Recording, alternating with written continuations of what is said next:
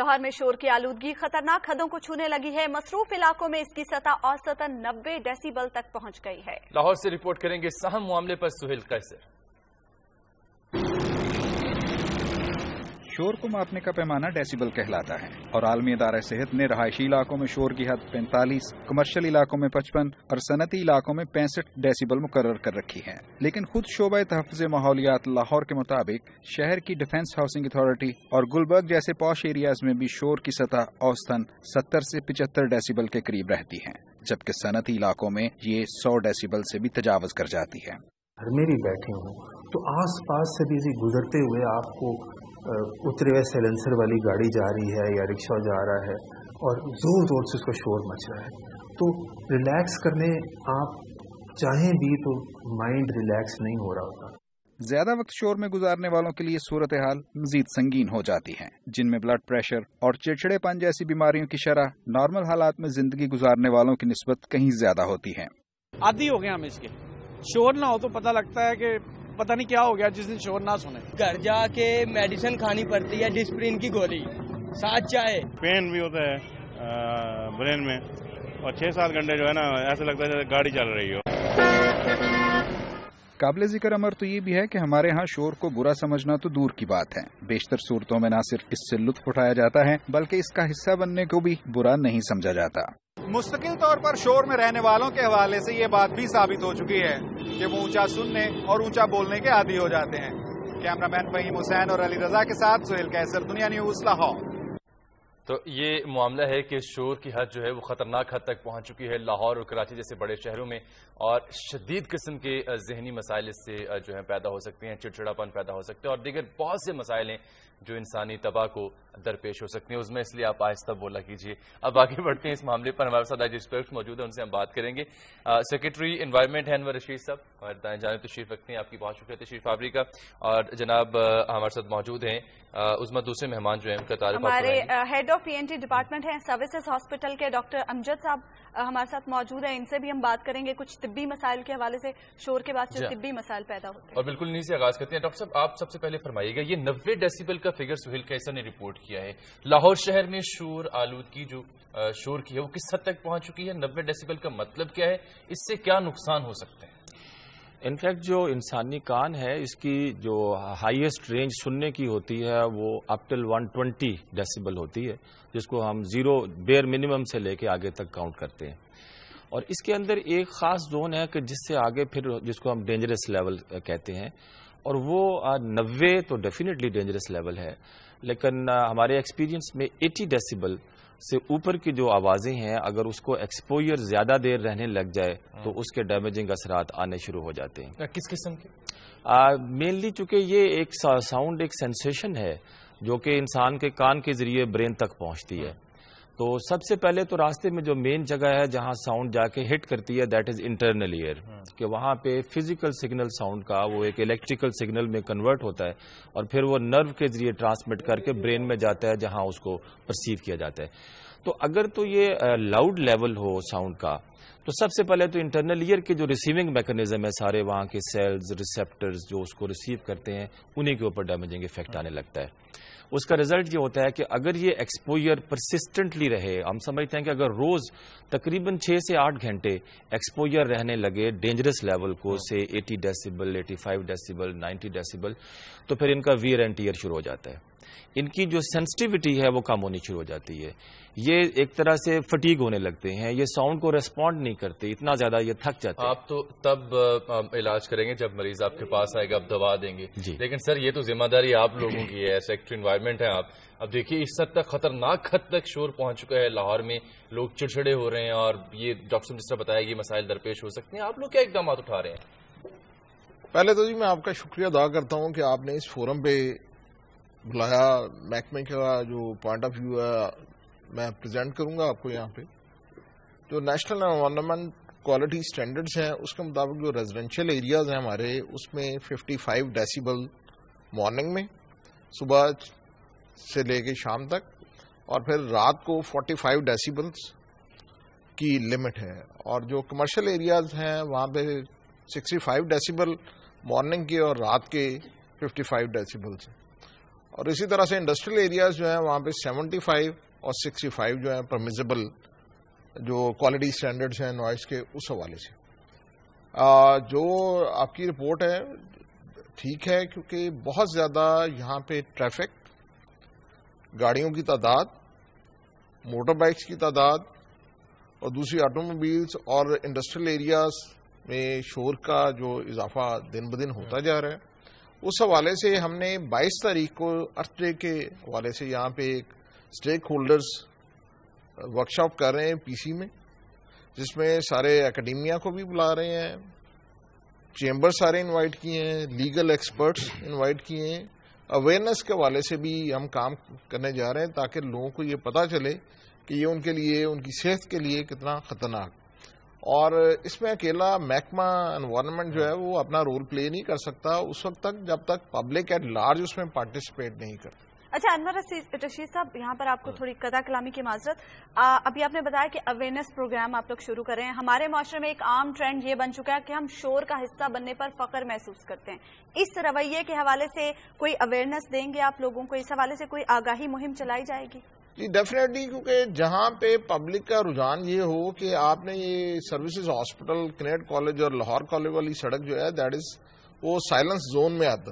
آپ اگر وہاں آبزرو کریں تو وہاں لوگ اننیسیسری ہارن بجا رہے ہوتے ہیں، اس بات کو بھی ریئلائز نہیں کرتے کہ سامنے ہاسپٹل ہے اور اس ساری لین میں سروسز بھی ہے، تعلیمی ادارے بھی ہیں، اور وہاں پر اگرچہ کافی حد تک کنٹرولڈ ہے انوائرمنٹ، لیکن اس کے باوجود جو ایک ٹرینڈ بن چکا ہے وہ لوگ ہارن بجانے سے، شور مچانے سے باز نہیں آتے۔ صحیح۔ اب ڈاکٹر صاحب آپ سے ہم بات کر لیتے ہیں، اب جیسا کہ وہ افراد جنہوں نے باہر محنت مزدوری کرنی ہے سڑک پر، کاروباری مراکز میں، یا اسپیشلی کنڈکٹر یا ڈرائیورز جو وینز کے ساتھ ہوتے ہیں،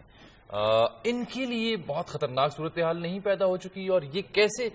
بچ سکتے ہیں ان کے نقصانات سے جو اتنے زیادہ شور سے پیدا ہو سکتے ہیں؟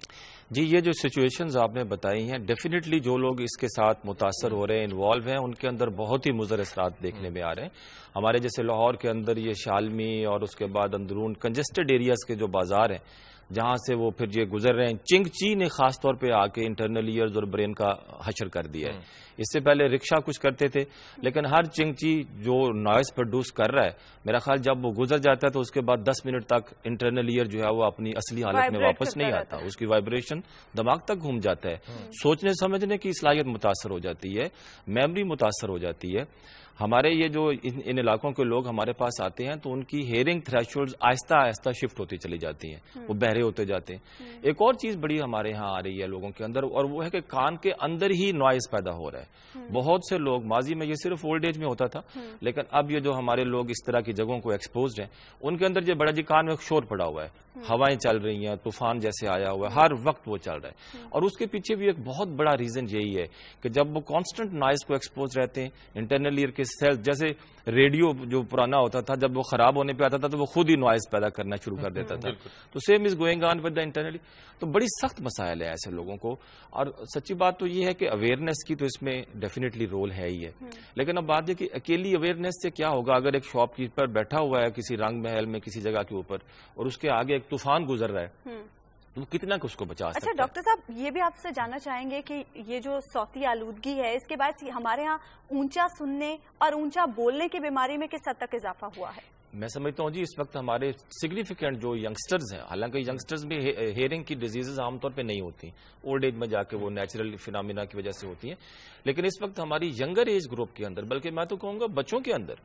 کیونکہ بچے جو ہے وہ انٹرٹینمنٹ کی ورلڈ کے اندر وہ لاؤڈ ساؤنڈز اور ہیڈ فونز لگا کے اور نہایت زوردار آوازیں، ماضی میں تو یہی تھا نا کوئی ڈیک شیک لگا کے کچھ دیر سنتے تھے، اب مسلسل کانوں کے اندر ایک لاؤڈ قسم کی ساؤنڈ پروڈیوس کر کے وہ سنتے رہتے ہیں، تو ایون بچوں کے اندر یہ دیکھا گیا ہے کہ ان کے اندر بھی ہیئرنگ تھریشولڈ ڈسٹرب ہو رہے ہیں، ان کی کنسنٹریشن اور اٹینشن پاور متاثر۔ چلیے آپ سے ہم جانیں گے کہ آخر اس کا ذاتی طور پر کوئی دیسی ٹوٹکے کے حوالے سے کس طرح سے اس سے بچا جا سکتا ہے ڈیلی بیسس پہ، لیکن انور صاحب آپ سے بڑا ایک اہم سوال مجھے یہ جاننا ہے، لاہور شہر میں بالخصوص اور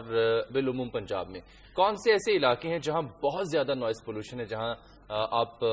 ریکمینڈ کریں گے ہر شہری کو کہ وہ یہاں احتیاط سے جائے انٹل سے بہت ضروری کام نہ ہو؟ لاہور میں بالخصوص اور پھر بالعموم لاہور میں جو پرٹیکولرلی کنجسٹڈ ایریاز ہیں، لائک مینار پاکستان کا ایریا،